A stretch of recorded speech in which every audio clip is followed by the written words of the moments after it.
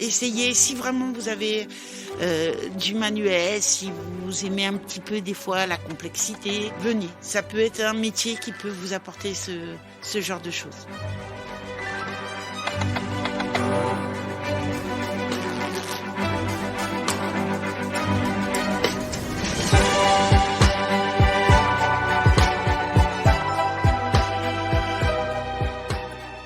Vous êtes-vous déjà demandé à qui sont les mains qui fabriquent chaque jour la mode et le luxe français ?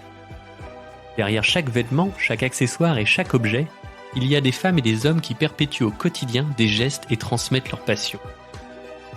Ce podcast va vous emmener à la rencontre de ces amoureux du savoir-faire, des anonymes qui détiennent un savoir précieux pour faire la mode et le luxe de demain. Aujourd'hui, ces femmes et ces hommes de l'ombre nous racontent depuis les coulisses leur métier, leur passion, leur envie de transmission d'un savoir-faire unique. Parce qu'aujourd'hui en France, il y a plus que jamais la nécessité d'assurer la relève de ces métiers d'exception. Bienvenue dans le podcast Savoir pour faire.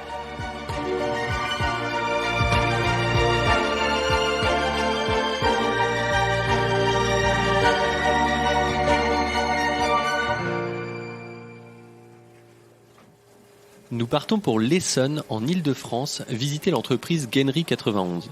Thierry Lambert y est directeur technique depuis des années. Un métier de défi créatif, industriel et stratégique. Au fur et à mesure de notre visite, il nous fait découvrir tous les métiers d'une gainerie, où l'on fabrique toutes sortes d'écrins servant à abriter des produits haut de gamme, allant de la joaillerie aux bouteilles de parfum. Parmi ces métiers, celui de modéliste et responsable des pièces spéciales, tenu par Sylvie Culot, que nous présente Thierry Lambert à la fin de notre visite. Car à Gainery 91, on découvre petit à petit de véritables trésors. Alors la gainerie, sa définition simplement consiste à recouvrir une structure, la gainer, avec donc du tissu, du cuir, du papier, pour donc l'embellir. Les objets que l'on fabrique, c'est-à-dire des présentoirs ou des écrins, sont destinés ensuite à être utilisés en vitrine ou à recevoir des bijoux, des montres ou différents autres articles.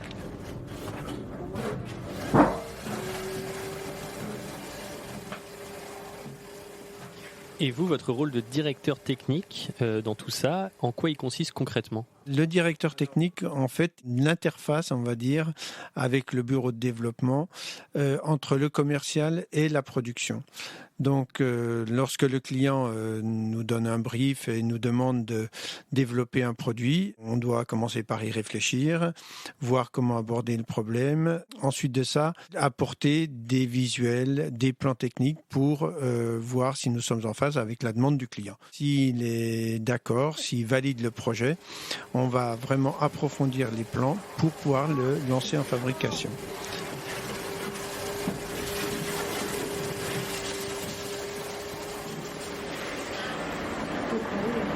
Donc après l'usinage avec les machines, donc il s'agit là de la pièce de montage où nos menuisiers ou plus particulièrement nos fûtiers, puisqu'ils fabriquent des fûts, sont en train de construire les structures qui vont être gainées à l'étage. Donc on voit là des petits coffrets où tout est anticipé, toutes les épaisseurs de cuir, de tissu doivent être anticipées lors de la fabrication des fûts. Donc c'est un travail qui demande de la minutie et beaucoup d'anticipation.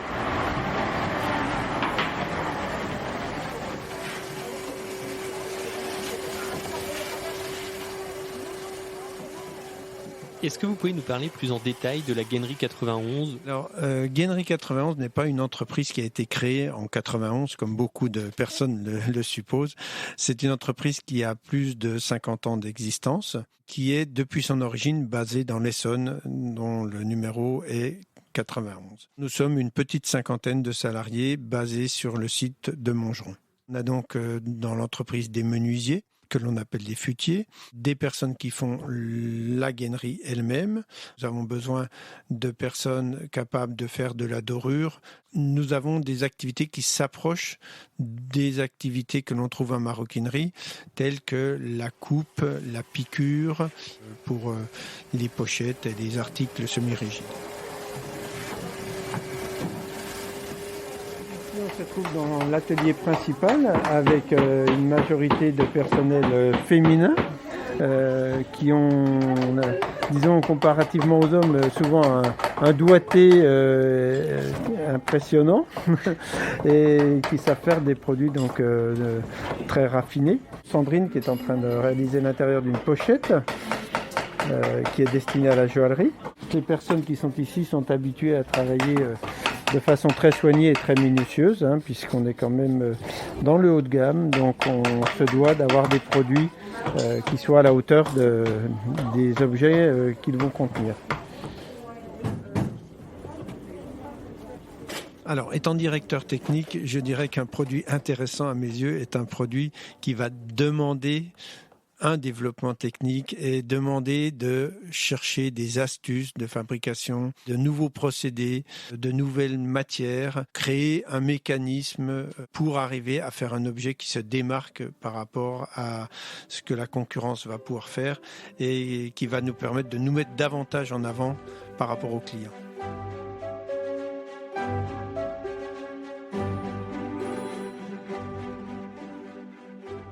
Qu'est-ce qui vous plaît particulièrement dans le métier que vous faites aujourd'hui ? Chaque nouvelle demande est un nouveau challenge. Nous avons des clients exigeants, mais qui en même temps cherchent à se démarquer et à avoir l'ADN de leur marque qui transparaît à travers les produits d'emballage ou les présentoirs de vitrine.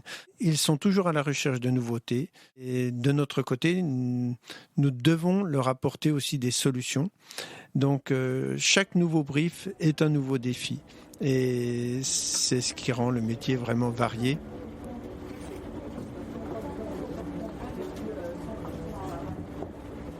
Vous êtes dans notre showroom et c'est vrai qu'il y a beaucoup de produits très diversifiés. Comme vous pouvez le constater, on a des coffrets, on a des présentoirs, on a des petites pochettes.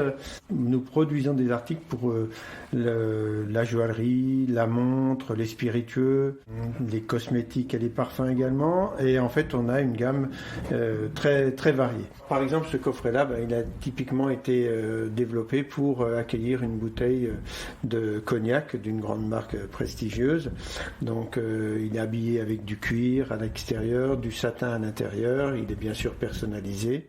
Ici, on a donc des écrins qui sont gainés en crocodile, donc c'est vraiment du très haut de gamme. Ça s'adresse vraiment à des clients dans la joaillerie qui vendent des produits à des prix, disons, très très élevés. Est-ce que vous auriez un mot pour les jeunes qui nous écoutent, pour les encourager à s'intéresser justement à ce secteur d'activité et à tous ces métiers que vous nous avez présentés aujourd'hui ? Travailler de ses mains, ça ne veut pas dire que l'on ne travaille pas avec sa tête. Le conseil que j'aurais à donner à des jeunes qui arrivent dans cette profession, c'est de faire travailler leurs mains, mais de surtout faire travailler leur tête. Ça leur permettra d'aller vers du prototypage, d'aller vers de la pièce unique. Ils auront une certaine fierté de les avoir vraiment mis en œuvre et plutôt que de faire un travail de série qui est peut-être un peu moins intéressant, un peu moins valorisant.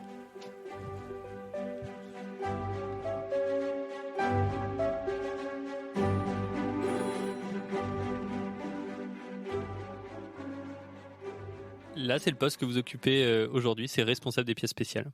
Une pièce spéciale, qu'est-ce que c'est ? Ça va être justement un modèle unique ou pas que ? Normalement, les pièces spéciales, voilà, c'est un modèle unique ou prototypage. Ça peut être une pièce qui sera faite ici, selon des plans, selon ce que le client demande, ce que l'on peut faire, parce qu'il y a des fois des clients qui font appel à des designers, ça dessine, mais après au niveau pratique, c'est pas toujours évident. En parlant de pièces spéciales, est-ce qu'il y en a une qui vous revient en mémoire aujourd'hui ? Il y en a une, c'est pas forcément la pièce. C'est le contexte, en fait. C'était une boîte à musique où il y avait un Indien, un Indien qui sifflait dans sa petite flûte. Et en fait, il y avait un panier à côté qui s'ouvrait. Le mécanisme faisait que ça s'ouvrait et on voyait un serpent qui sortait. C'était une pièce vraiment magnifique. Le client, cette pièce représentait une telle valeur qu'il y avait le garde du corps à côté de moi. Et le garde du corps, pendant tout le temps que j'ai ajusté l'écran et que j'ai gainé, cette personne est restée tout le temps à côté de moi. La pièce était magnifique, c'était vraiment magnifique de voir cette pièce, mais c'est le fait d'y avoir à côté de soi le garde du corps, et puis il avait la main sur le revolver à sa ceinture. C'est marquant, quoi, voilà. J'ai fait un écrin pour mettre des lingots d'or qui étaient gravés du nom du client. Avant de finaliser et de tout coller, de tout fixer dans l'écrin, j'ai été dans un atelier où les pièces étaient là, les lingots étaient là, et on a pu faire l'essayage pièce par pièce, et puis finaliser après l'écrin, le collage, et puis après le retourner au client. Est-ce qu'il y a une chose en particulier qui vous rend vraiment fier dans ce métier ? Quand on me dit Sylvie, c'est superbe, c'est bien fait, le client a adoré, il passe la commande, je suis contente parce que je travaille aussi pour une société. C'est pas ma société, on fait partie d'un groupe, on fait partie d'un ensemble. Chaque pièce est unique, en fait. Chaque projet est intéressant.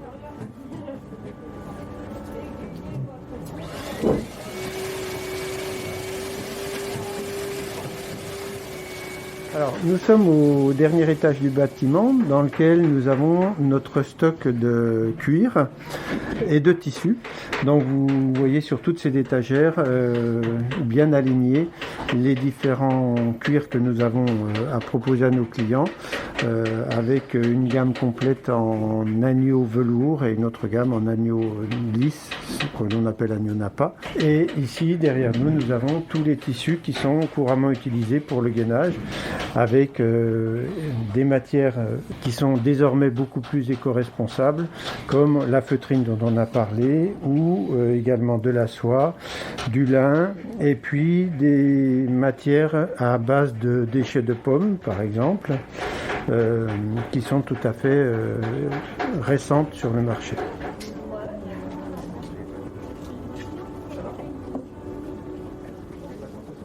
Je pense que la première chose, déjà, il faut être manuel. Il faut vraiment... parce que même si maintenant on a différentes machines pour nous aider à couper le carton, pour nous aider à couper le bois, on reste quand même sur un métier manuel. Nos mains, notre savoir-faire, notre tête, moi je dis un jeune qui a du potentiel dans ses mains, viens, voilà. Je te dis pas que tu en feras au bout de 6 mois ou de 1 an. Qu'il est curieux, qu'il montre une certaine curiosité, qu'il essaye de faire avancer les choses. Je fais aussi de la formation. Je dis bien, je t'explique comment je fais.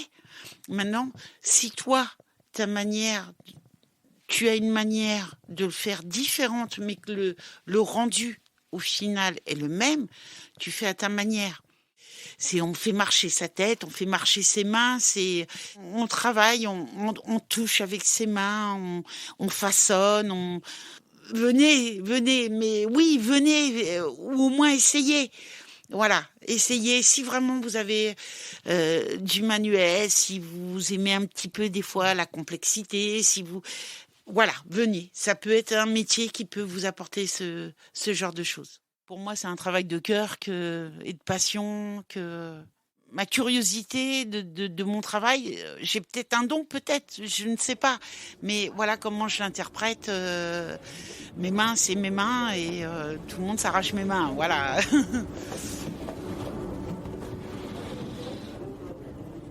Essentiel également, c'est l'emballage des produits. Loïc est donc responsable de l'emballage de tous ces produits auxquels on a apporté le plus grand soin durant leur fabrication. Donc évidemment, avant de les expédier, ils sont contrôlés et ensuite emballés de façon à arriver à bon port en très bon état. Ils partent où ces produits ? Alors la majorité des produits que nous avons ici sont destinés à des clients français, mais ils vont souvent être réexpédiés sur l'étranger par nos clients, qui sont des clients de renommée internationale et qui ont des points de vente dans tous les pays, quasiment sur la planète.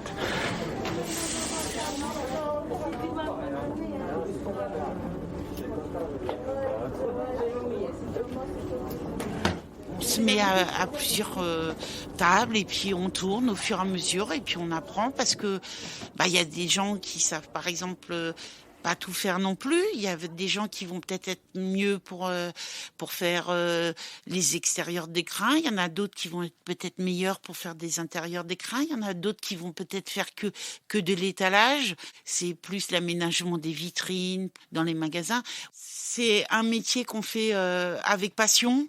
Et si on se donne les moyens de faire les choses et qu'on a envie, on peut faire des belles choses.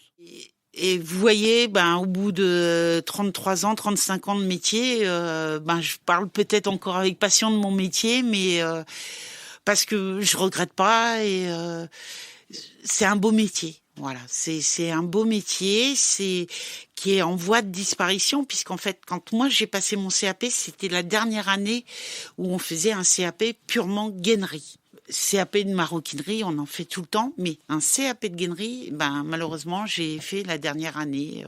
Là, peut-être que la personne qui me voit peut-être mes yeux briller, j'en sais rien, mais c'est un métier, vraiment un métier par passion en fait. Alors que j'étais pas du tout prévue pour ça, mais je me suis épanouie dans mon métier.